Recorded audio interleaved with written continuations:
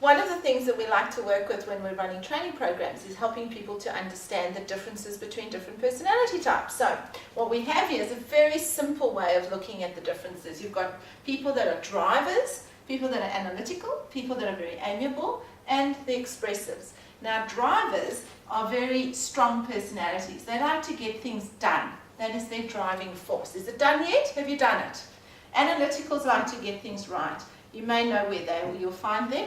They're engineers and accountants. They're people who like procedure. They like to make sure we all do things the right way. Amiables are people who like to get along with everyone. I often say they're the best people to put in a customer service role because they've got this wonderful way of just making all the conflict disappear and have everyone getting along beautifully. Expressives, well, we all know them, they like to have fun. They're in charge of our social club. And they also like to be acknowledged and be appreciated. All right? So if we look at these different types of people and we look at how they get on in the workplace, you can imagine how we have to communicate with all the different types in different ways. If we're learning about influence skills, if I'm an amiable and I want to influence a driver, I need to know what makes them tick.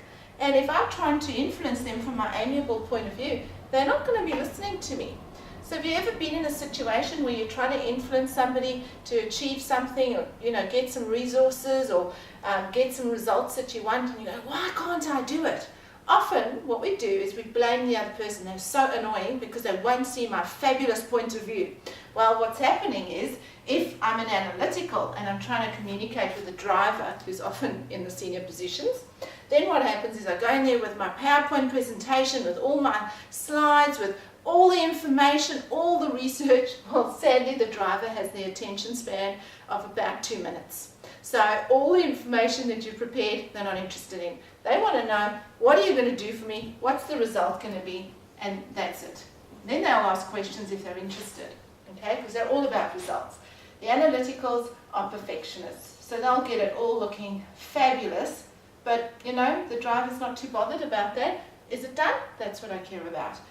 The amiable is making sure that there's harmony between everybody. So when they're presenting to the driver, they're talking all about how it's going to affect everyone, how everyone's going to be happy. The driver doesn't care. They're going, what's the result? What's the productivity going to look like?